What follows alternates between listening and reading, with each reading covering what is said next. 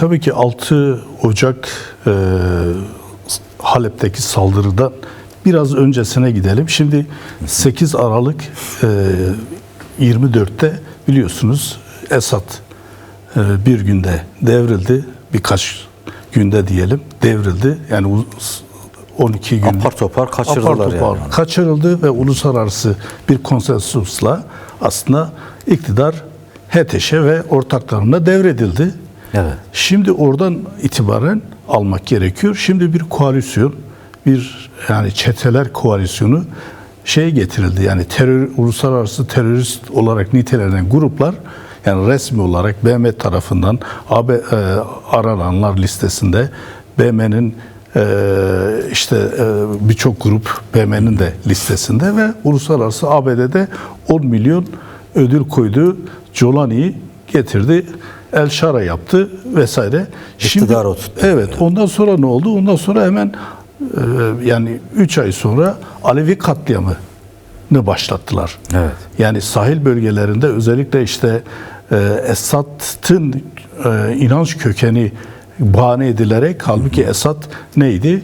Yani şu anda olan El Şara'nın babası, amcasının da ortak olduğu ve birçok Suriye'nin egemenlerinin ortak bir iktidarıyla yönetiliyordu. Evet, Esad devlet başkanıydı ama ortakları da yine bugünkü aslında kısmi, yani tamam Bas rejimiydi ama bugün de yani Sayın Öcalan'ın da ifade ettiği yani sakallı Bas oldular. Hı hı. Şimdi daha sonra Alevi katliamı oldu. Alevi katliamının yaşandığında biliyorsun Dürziler de Kürtlerle tehdit ediliyordu ve uluslararası güçler, yani oradaki özellikle DAEŞ'in yeniden hortlamasını göz önünde bulundurarak önerdiler. Bir anlaşma önerdiler.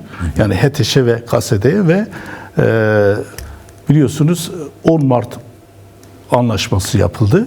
10 Mart anlaşmasının yapılmasının, yani özellikle ilk maddeleri zaten bugün de hala savunulan Suriye'nin demokratikleşmesi, farklı halkların ve inançların birlikte yaşamasını hedefleyen, tabii ki aynı zamanda da entegrasyonu içeren, nasıl bir entegrasyonu aslında bugün de içinde bulunduğumuz, tartıştığımız, özellikle 30 Ocak'ta imzalanan bu entegrasyon maddesini biraz sonra dediğiniz gibi açacağız. Hı hı. Ama yani bunun o yüzden biraz geriye gitmek gerekiyordu. Tabii, bütün bunlar zaman zaman tartışıldı. Daha önce biliyorsunuz 4'ünde Şam'da bir toplantı yapıldı. Evet. Yani bu toplantıda neydi? 10 Mart mutabakatının hayata geçirilmesine yönelik adımlar atılma. Ama ne yaptılar? Peşinde bir gün sonra Paris'te bir toplantı yapıldı. 5 ve 6'sında ve 6'sında da Halep'te saldırı başlatıldı. Oysa yani Mazlum Abdi ne yapmıştı? Süre istemişti ateşkes için. Yani gerilik çekilmenin ve normal entegrasyon kurallarına uymanın zeminini hazırlamak için, ama bu kabul edilmedi. Saldırılar başladı ve bir katliam yaşandı. Halep'te tabii ki direniş de oldu. Hı hı. Direniş oldu ve tabii ki göçler de oldu. 100.000'e aşkın insan göç etti vesaire. Şimdi Birleşmiş Milletler verilerine göre toplamda 190.000 diyorlar. 190.000 evet göç oldu. Yani yani yaklaşık 2.000 insan yaşamını yitirdi. Yani sonraki süreçte de, yani evet, Halep'te başlayan. Şimdi bu nasıl bir bir toplantıydı. Bu toplantı, evet, bir Filistin sorunu var, bir İran sorunu var, Irak'taki gelişmeler var ve aynı zamanda Suriye'deki iktidarı ele geçirme operasyonuydu. Şimdi tabii ki bunu ABD'den ve batılı güçlerden ayrı düşünmek mümkün değildi. Hı hı. Çünkü bugün de ABD Başkanı Trump dedi ki biz Irak'ta hata yaptık diyor. Ne yapıyor? Daha önce böl parçala, şimdi burada fayda görmediler. Özellikle Afganistan'da, Irak'ta veya Afrika'nın çeşitli ülkelerinde. Şimdi yeniden özellikle oligarşik, otokratik yönetimleri yeniden desteklemeye yönelik adımlar. Yani geçmişte de direktmen darbelerle yapıyorlardı istedikleri insanları.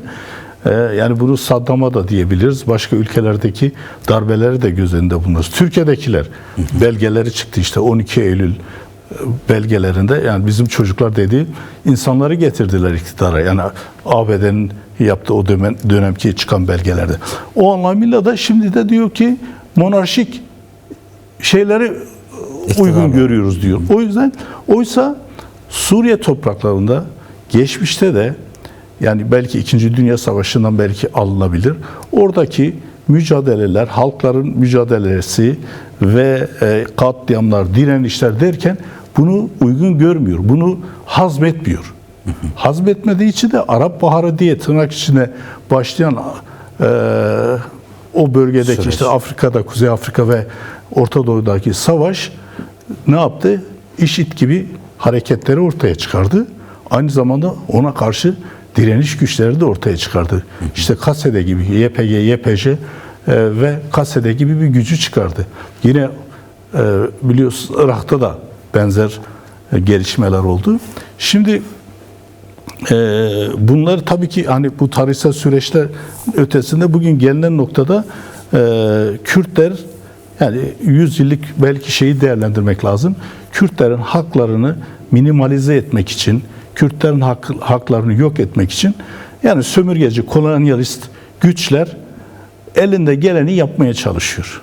Yani bu Kürtler ve uluslararası kimi tarafsız güçler tarafından belki nitelenen bir söz var. Kürt anasını görmesin. Evet. Tamam, politikasını başta Türkiye olmak üzere, işte Suriye'deki daha önceki egemen güçleri, niye öyle diyorum egemen güçleri?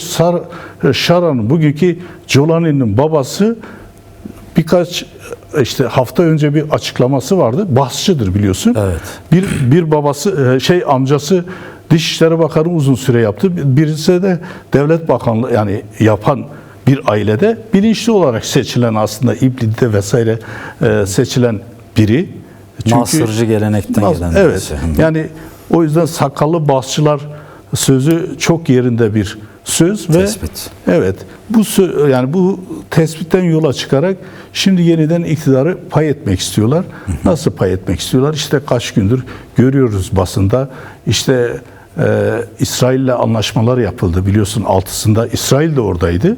Yani şeydeydi. Türkiye ile anlaştılar ve yeniden Rojava'yı ortadan kaldırmaya yönelik girişim başlatıldı. Yani herkes biliyordu ki bunun arkasında öncelikle tamam Arap ülkeleri de var, bazı Arap, işte Suudi Arabistan, bölgesel ülkeler yani. Katar gibi şeyler olmakla beraber asıl olarak Türkiye vardı. Türkiye vardı. Tabii ki ABD'de işte beraber çalıştı. Yani tabii ki taktiksel olarak beraber çalıştı. Bunu hem ABD defalarca söyledi, hem KSD güçleri defalarca söyledi. Yani bir stratejik birlik yoktu. DAEŞ koalisyonu çerçevesinde birlikte çalışmalar yürütüyordu. Çünkü yani ABD ne Irak'a, ne Afganistan'a, ne Suriye'ye, ne başka bir yere demokrasi götürecek diye bir zihniyeti yok. Öyle bir zihniyet yok. Talibancıları Afganistan'da yani iktidarı Talibanları oturtturdu. Yani mesela yıllarca orada şey yaptı. Önce besledi, sonra savaştı, sonra yeniden iktidarı teslim etti. Geri çekildi. O ne yapıyor? Uluslararası güç dengelerinde kendini nasıl daha hakim hale getireceğiz? İşte gerek İran'ı iktidarını ve İran'a hakim olmak, gerekse Çin'i çevreleme, gerekse de Rusya'yı etkisizleştirme, ki şu anda biliyorsun onu da Ukrayna Savaşı'yla neredeyse 4. yılına giren bir süreç yaşanıyor. Hala sonuçlanacak gibi de değil. Çünkü orada onu kontrol etmek istiyor. Şimdi buradan Orta Doğu'da da yani gelişen demokrasi gücünü sınırlamak, gerekirse de yok etmek istiyorlardı. O yüzden işte Türkiye'nin ABD Büyükelçisi veya tersini de söyleyebiliriz. Çünkü tartışmalı bir kişi, yani belki ileride kendileri de ortaya çıkaracaklar bu belgeleri. Kime çalıştığına dair ABD'de yoğun bir tartışma da var, yani Tom Barak'la ilgili. Yani bunun şeyle ilgili belki ayrı bir başlıkla Epstein dosyasını geçiyor konuşmak gerekiyor. Yani kapitalizmin çirkin yüzünü işte ülkelerde yaptıkları çirkinliklerin bir nüvesi de bu Epstein belgelerinde. Evet. İşte ülkelerde nasıl darbe yapılacak, işte hangi ekonomik yürüteceklerini vesaire, çocukların kanı üzerinde bir egemenlik oluşturmaya çalışıyorlar. Şimdi Orta Doğu'ya da şekil vermeye çalışan güçler yine bu güçler. Önce bunu altını çizmek gerekiyor.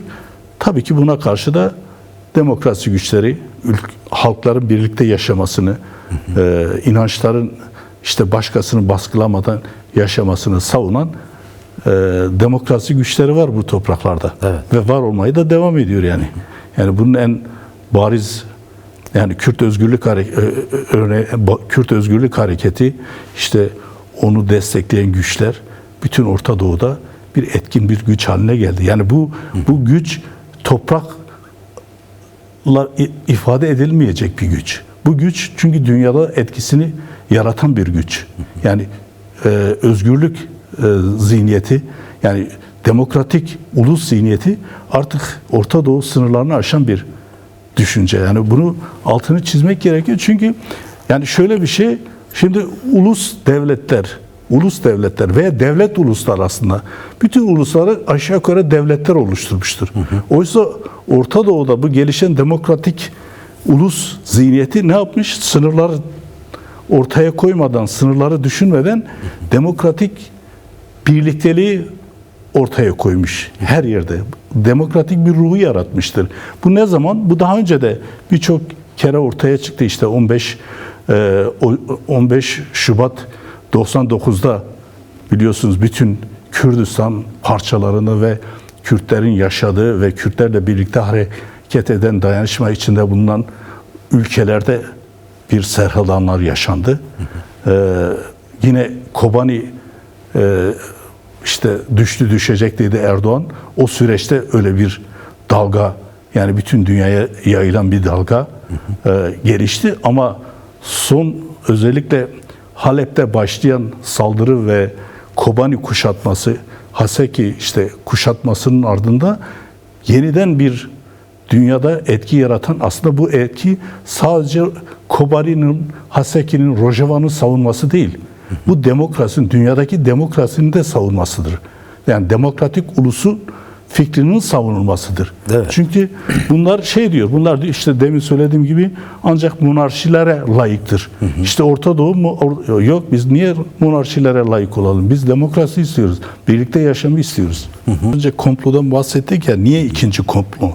Yani Sayın Öcalan bunu niye ikinci komplo? Şimdi birinci komplo, yani 15 Şubat 99'da yani bunun bütün şeyleri ortaya çıktı.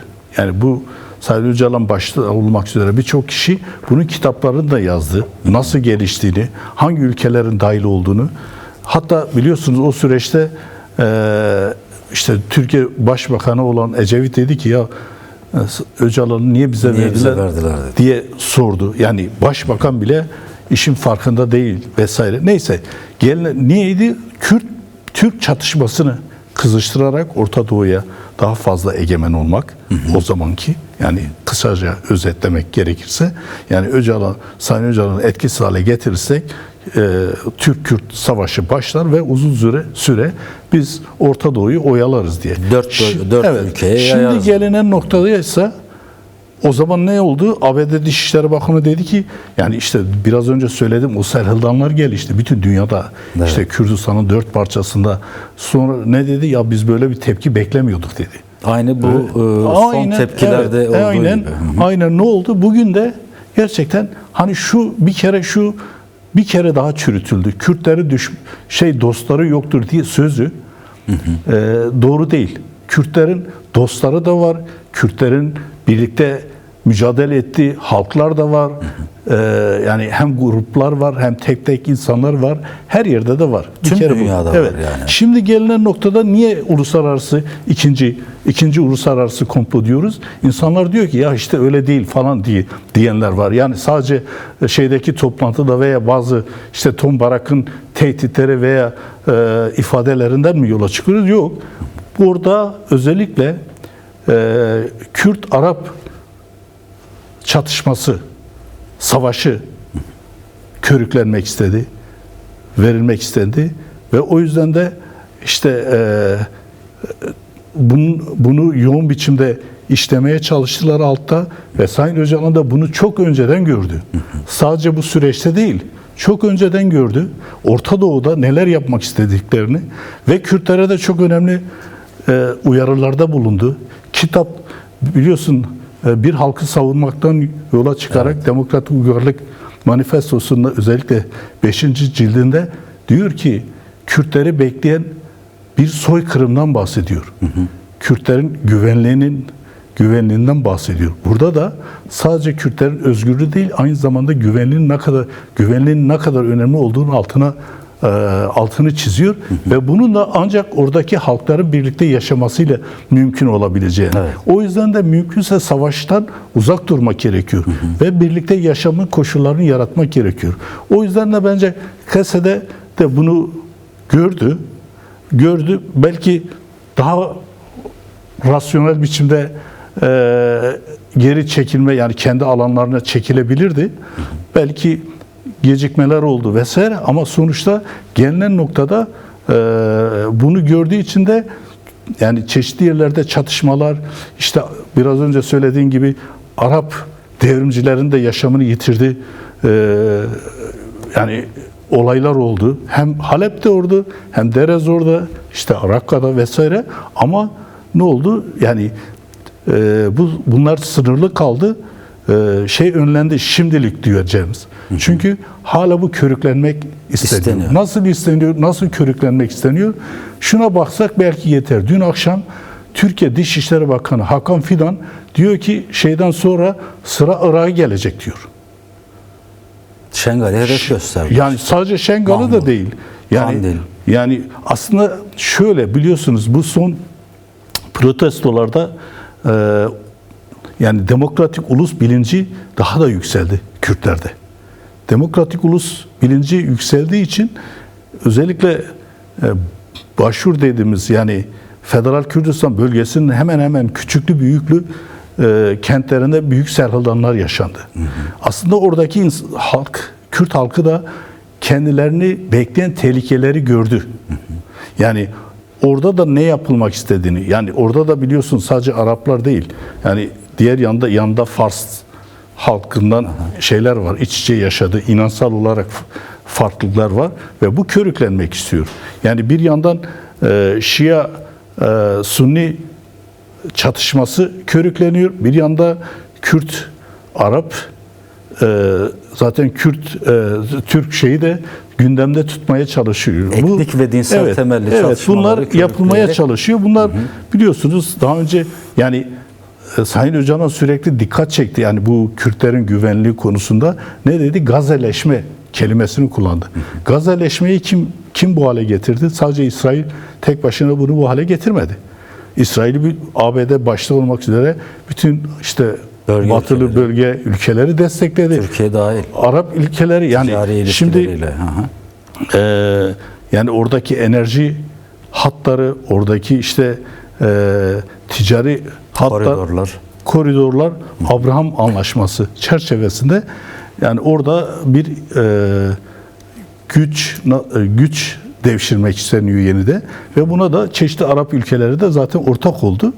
Şimdi bunlar hepsi görüldüğü için de bu savaşın bir biçimde önlenmesi ve zaten biraz önce söylediğin 27 Şubat açıklaması, barış ve demokratik toplum perspektifi orayı da içeriyordu. Yani sadece Türkiye'deki Kürtlerin Türklerle nasıl birlikte yaşayacağının koşulları değil, aynı zamanda Orta Doğu'daki halkların birlikte nasıl yaşayacağını da perspektifini ortaya koyan bir belge niteliğinde. O yüzden yani bu hani ikinci komplo meselesini bu biçimde aşmak gerekiyor. Tabii ki hani Hakan Fidan'ın tehditleri vesaire de devam ediyor. İşte Irak vesaire tehditleri, bu biraz önce söylediğimiz Kürt anasını görmesin politikasını gütmeye devam edeceklerdi. O yüzden de ne Kobani'de tehlike kalkmış değil, ne işte Haseki'de, Kamışlı'da, ne Şengal'de ne de Mahmur'da. Yani Kürtlere yönelik tehdit devam ediyor. Bu anlamıyla da ister istemez yani dayanışmayı, uluslararası dayanışmayı da büyütmek gerekiyor. Kürtlerin birliğini daha da büyütmek gerekiyor. Belli bir çerçeveye getirmek lazım. Yani demokratik ulus anlayışını ortaya koymak gerekiyor. Çünkü şey diyenler hani işte halkların kardeşliği boş, işte demokratik ulus boş diyenler bence boş konuşuyor. Çünkü demokratik ulus demek Rojava'da oluştu hemen bitti bir şey değil. Bu sen perspektif olarak önüne koydun, hedefledin ve orada da bir nüvesini yaratmaya çalıştın. Yani bu 10 yılda olur, 20 yılda olur. Şimdi Sovyetler Birliği'nde işte 70 yıl sürdü ama bu 70 yılın işte şey söylenir, bilir misiniz bilmem. Lenin işte Paris Komünü 71 gün sürdüğü için işte Sovyet devrimi de 71 günü geçince çıkıp dans ettiği söylenir. Evet. Tamam mı? Şimdi yani bunu küçümseyen güçler ne Orta Doğu'yu yeterince okuyabiliyor, ne dünyadaki dengeleri okuyabiliyor, ne de demokratik bir zihniyete sahipler. Eğer gerçekten demokratik bir zihniyete sahip olsalar şeyi de anlarlar zaten. Dünyanın nasıl döndüğünü anlarlar. İşte Epstein dosyasının niye bu hale geldiğini, niye dünyayı sürekli bir yanda yok etmeye çalışan bu kapitalist modernite güçleri dünyayı sürekli yok etmeye yönelik bir çaba içerisindeler. Niye? Kendi egemenliklerini her yerde sürdürebilmeleri için. Kimi yerlerde düşmanlar yaratıyorlar, kimi yerde sözde o düşmanını yok etmeye yönelik bir hareket geliştirmeye çalışıyor. Yani yine biliyorsunuz IŞİD çıktığında Sayın Öcalan'ın bir sözü vardı. IŞİD'in gelişme koşulları Trump bugün öz eleştiri verdi. IŞİD'i yaratan bizim yanlış politikalarımız dedi. Sayın Öcalan 2010'lu yıllarda dedi ki IŞİD kapitalist modernitenin gübrelinde yetişen bir harekettir dedi. Orta Doğu'nun jitemidir diye bir de tabiri evet, vardı. Yani onun gübrelerinde yetişen bir hareket olduğunu ifade etti. Ve gerçekten daha sonraki süreçte bu daha da netleşti. Şimdi gelinen noktada IŞİD'i destekleyen Saddam'ın kızı gidip Şara'yla toplantı yapabiliyor. Yani o yüzden o zihniyet ortadan kalkmış değil. Ambarda bir organizasyon o yüzden, çalışması yani yapıyorlar. o yüzden bu tehlike ortadan kalkmış değil. Yani Suriye'deki işte biraz önce söyledim, Suriye'de çeşitli halklar vardı, inançlar vardı. Yani bunlar birlikte yaşıyordu. İşte Hristiyanı, Sunnisi, Alevisi, Yahudisi birlikte yaşıyordu. Yaşıyor, hala yaşıyor. Yaşamaya da devam edecek. Şimdi bugün evet geçen işte birkaç aylardan önce Dürzilere saldırdılar. Daha önce Alevilere, şimdi Kürtlere saldırmaya ve tümden alanlarını yok etmeye çalışıyorlar. Yani demokratik ulus anlayışı bütün halkların inançlarının birlikte yaşamasını savunuyor ve onu hayata geçirmeye çalışıyor. Evet. IŞİD zihniyeti, sadece IŞİD zihniyeti, yani Selefist IŞİD zihniyeti ve HTŞ veya SAMO denilen güçler ise herkesi ortadan kaldırıp tek kendilerinin yaşamasını. Bunlar biliyorsun çıkar ilişkilerinden dolayı birbirleriyle de çatışmaya başladılar. Bu daha iyi günler onlar açısından. Lelesi bu. Evet, Da göreceğiz. O yüzden yani tabii ki şeyin özellikle Kobani'den başlayarak Rojava'daki ablukaya karşı bir mücadele gerekiyor. Oradaki hani koşulların düzeltilmesi için mutlak bir dayanışma gerekiyor. Farklı ülkelerde, farklı yerlerde. Orada zaten bir direniş var. Bu direnişi desteklemek gerekiyor diye düşünüyorum. Ve şöyle tabii ki yani bütün yani gelişmelere baktığımızda sadece tabii Orta Doğu'da değil. Yani şu anda sürmekte olan bir 3. Dünya Savaşı var. Evet. Bu 3. Dünya Savaşı böyle klasik 1. ve 2. Dünya Savaşı gibi değil. Konvansiyel bir özelliği yok ama. Bunun nereye varacağı da belli değil. İşte yarın öbür gün İran'a saldırabilirler. İran'ı tümden tahrip edebilirler. Ayrıca İran'ın tabii ki iktidarın değişmesi gerekiyor. O ayrı bir şey. Yani oradaki halklar ve inançlar da özgürce yaşaması gerekiyor. İran'da elinin armut toplamadığını Haziran ayındaki 12,5 gün savaşında da gösterdi. Öyle bir durum da söz konusu. Yani o dönemde de anlaşıldığı, görüldüğü kadarıyla elinde İsrail dahil herkesi vurabilecek, engellenemeyiz Tabii. silahlar da var. Yani yangın yerini daha da büyütecek bir durum da doğabilir. Yani evet, haliyle. yani bu 3. Dünya Savaşı'nın nereye varacağını kestiremiyoruz. İşte hala biliyorsunuz Rusya'yı sınırlama, işte Ukrayna'dan yola çıkarak